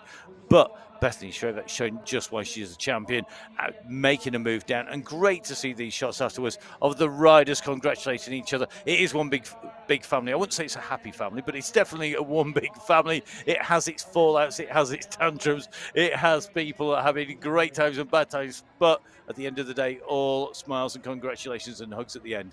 Yep, there is your confirmed result. Saya Sakakibara of Australia taking her 3rd win of the 2023 World Cup season. Bethany Shriver in 2nd. Axel Etienne, a great podium for her. Meryl Smulders inside the top 4. Elise Willoughby in 5. Mariana Pahon in 6. Laura Smulders in 7. And Peyton Rydno of the USA in 8. So that's your confirmed result. Well, Saya, Let's yesterday hear you were from 2nd, our and you winner. said that was a bit of a surprise. So where does 1st fit into your expectations? Well, anything better than a 1st. I mean, a 2nd is a 1st, so that's what I came here for. I knew that I had it in me, and Bethany and I were really close, especially in that semi-final. Our times were just like almost equal, so I knew that was going to come down to that. Literally, who can come out of the gate first, and I was quite confident with my gate, and I knew that if I got out, and I knew that I could do a clean lap. So, yeah, I mean, yeah, it was great. Give us a little bit of insight into your thought process. You're up there on the gate, you're in gate 1. What's going through your mind before the gate drops? That's a secret. No, it's just all like coming down to my own process, like trying not to think about anything else. And it was just a battle against myself out there, and I knew that if I do my best gate, my best lap, I knew that I had a pretty good chance to win. So it was just myself against those negative thoughts that would pull me away from doing my best start. And yeah, I think that's what I was battling with myself, is just battle against myself, and I won. Now, you do keep the top spot in the World Cup standings thanks to this win today. But how much are you enjoying this battle, or can you enjoy the battle with Beth Shriver and the other girls up there? Yeah, it's really cool. It's just been Beth and I who's been winning the World Cup, and yeah, she's won more than me, I think. So I still got a few more to catch up, but yeah, the red plate means so much to me, and yeah, like I said, it just gives so much more confidence for me to look down and see the red plate, just to confirm that I am here and I deserve it, and I'm fast and I can just go for it. Now, I know you're quite out of breath, but I just want to look ahead a little bit further in the future. You spend 6 months of the year in France, and I think after this leg in Argentina, you go back to Australia for 6 months. Now, next year, we're going to have one of the World Cups in Brisbane. how much are you looking forward to going back home, potentially as the World Cup winner? I'm sure it'll sell a lot of tickets over there. Yeah, it's really exciting. Like last time we had a home World Cup was in 2020 in Shepparton. That was actually a great event. I came second, and I think a second and a fourth, and it was just so special just to be in front of the home crowd, everyone cheering for me, and it was just so much energy that comes from, just being on home soil. So I think it's just going to be so exciting. There's 2 stops in Rotorua, which is like in New Zealand, which is like almost, I know, a second home to Australia, I guess. And Australia's just going to be epic. Thank you very much. Well done today. Muchas gracias. Wow, great to hear from Saya Sakakibara. And as somebody who is part of that global family, a real globetrotter racing around the world. Really good to see that she thanked the fans immediately afterwards in the home nation's language. Now, got to say, Rich, I loved her statement about the red plate there. It was really interesting to see how it motivates her to be the series leader. And I think every time she steps on to the flower ceremony, every time she steps on to that podium, every time she looks at that plate, it's all rubbing and it's showing in her riding. Yeah, absolutely. And the more she gets used to that, the more normal it feels. Well, let's see how normal it's going to feel for Axel Etienne. Big smiles, as you'd expect, for the French woman here in third place. The battle continues between Bethany Schraver of Great Britain, who is second today after closing the gap in the previous round, just opening back up again. The status quo resumed with Saya Sakakibara on the top step, but this is going to go down to the wire, down to our last 2 rounds. But here in round number 8 of the UCI BMX race in World Cup, your women's elite top 3 with Axel Etienne in third, Bethany Schreiber in 2, and in a top spot in first place, Saya Sakakibara, the series leader, as we move into our last 2 rounds. So 3 finals done. We're going to move on to our men's elite very shortly.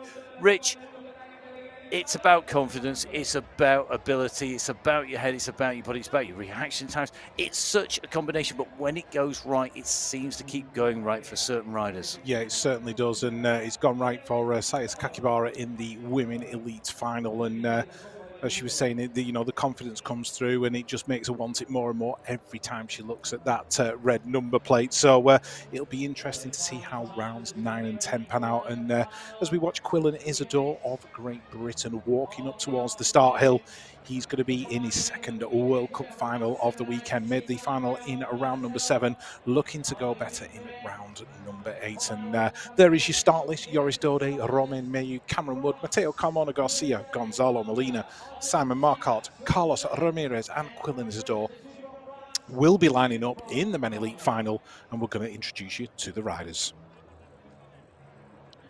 There we have in gate number 1 on the 33 plate, the red plate, the series leader. It's Joris Dode from France. Next to him on the 12 plate, one of his rivals in the USA BMX Pro Series, but this is all about World Cup racing. It's Cameron Wood. Gate 3 on the 1 plate, the world champion. It's Romain Mayu.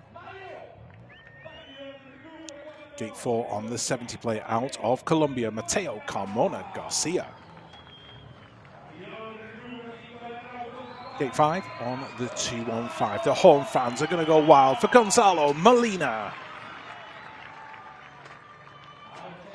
Gate 6 wearing the red and white of Switzerland. On the 179 plate, Simon Marcotte. Gate 7 on the 278, eyes closed, focused on what he needs to do. It's Carlos Ramirez. And gate number 8 on the 207 for Great Britain, Quillan Isidore. So the riders lined up. Interestingly, Romain Mayu electing not to take the gate 2 and moving to gate 3. The world champion just choosing to move outside. Going to be a very interesting final. Mayu not choosing to be alongside Joris Dode. Okay,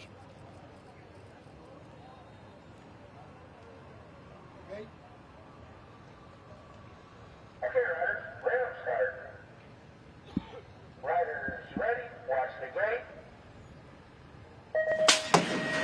Here we go, the Elite Men final in round number 8 of the UCI BMX Racing World Cup, heading down towards turn number 1. Cameron Wood got the best snap out of the gate, but it is a Roman May. All 2 riders going down, including Carlos Ramirez in turn number 1. Meanwhile, it's Romain Mayu, Joris Dode, 1 and 2, Cameron Wood in there in 3. That looks like Simon Marcotte under pressure from Quillan Isidore as they head down towards the final corner. But it's the Rainbow Stripes, the world champion, out in front. Here comes Joris Dode with a late charge. Who's going to get it on the line? It's going to be a close finish.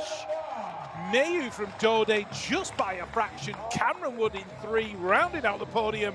Simon Marcotte in 4, and a strong top 5 for Quillan Isidore of Great Britain.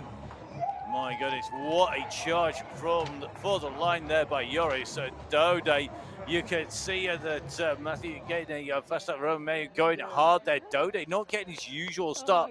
Pushed him back a little bit further back. A slide around. Lots of problems from the inside there, Rich, as we're coming around turn number 1, but it didn't affect the race lead here. You can just see again another come down on the inside. Yeah, definitely. And just having a look at what's going on, taking a quick look at timing and scoring, and I think there might be a change coming along for the top 3. We'll just have to wait for confirmation from the commissaires. So Roman Mayu, Joris Dode, Cameron Wood, 1, 2, and 3 in this one as they go across the line. But yeah, we'll have to wait and see what comes through as an official result. We will. Now, Dode was charging into the line like an absolute express train. He didn't head off this man. So the victor coming across the line was Roman Mayu. The results at the moment not confirmed to us, and we are awaiting those results before we do confirm them. So over the line, it was Mayu being followed up by Dode, then Award. We await to see what the results will be confirmed as at the moment, because there was some movement on the way through there, and it's going to depend on that. You can just see at the moment the riders making the way back in to the finish here. Camon and Ramirez are both coming down hard on that first corner, and that has taken its toll on the riders. So yet again, a race with lots of incident. Here come the results, and we do have a relegation. Rich, you were right to spot that on the way through, and I think Rich's spider senses were tingling on that one when he watched that replay back there. Great spot. Joris Dode relegated down into final position there. Roman Mayu winning by right. Let's hear from Roman, our many race congratulations. winner. 2 finals here in Santiago del Estero and 2 first places. Today, though, you started from gate 3. That made it much more difficult, I guess, to get the win today. I don't know.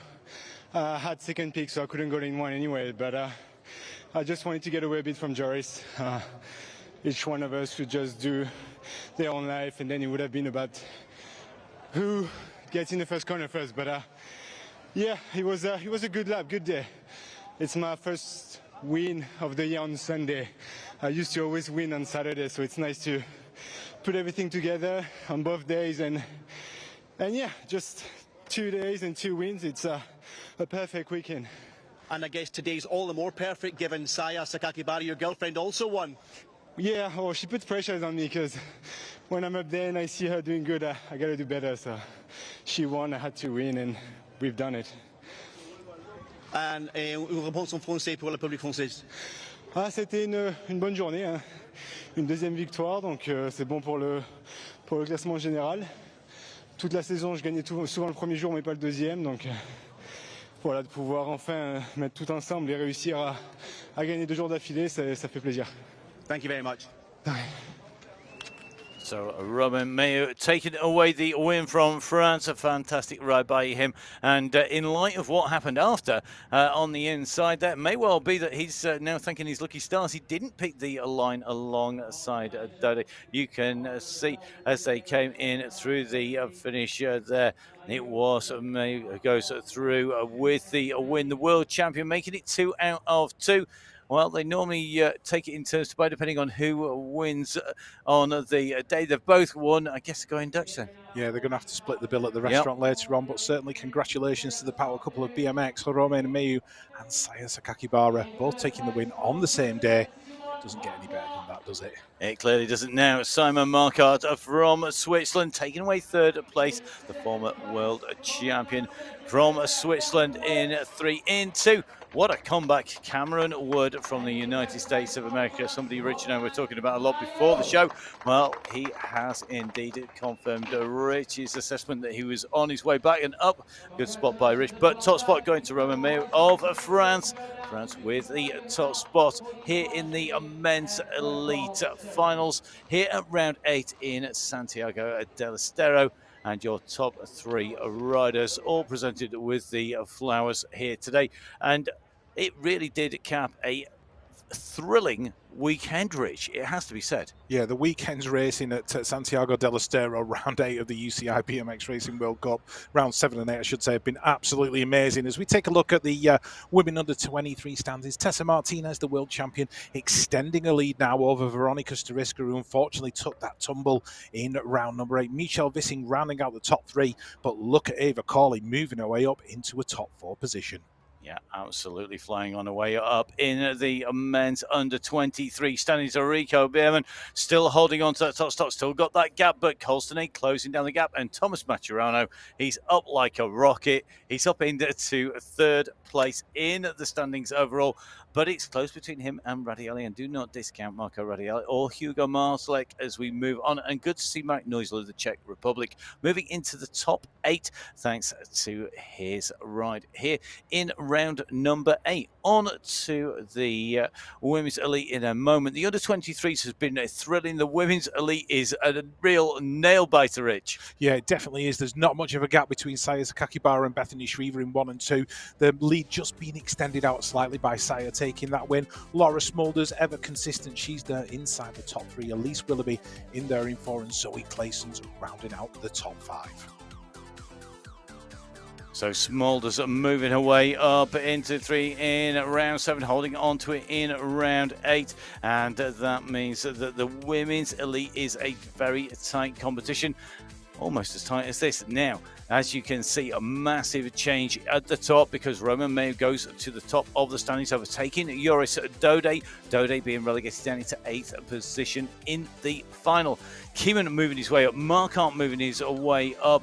Arboleda, Andre are both moving down. Lots of shuffling, and that was in 2 rounds in Santiago del Estero. We've had some thrillers. We've got 2 more rounds to come. We'll have to see if it's just as hot and whether the laps are as quick. Yep, definitely. And those quick laps, Joris Dode going inside at 30 seconds. So certainly he's got the speed from rounds number 9 and 10. We're going to have to see whether he pulls that one back. But Maturano and Corley certainly doing well for the young guns. And Saya Sakakibara, fastest lap in women elite. So very quick lap times here. Some incredible action at the UCI BMX Racing World Cup. Round number 8 from Santiago del Estero. It's been a pleasure putting words section. Please make sure you tune in for our final 2 rounds, rounds 9 and 10. But from me, Matt Payne. And me, Rich Eames. We're going to see you again soon. Stay safe. Goodbye.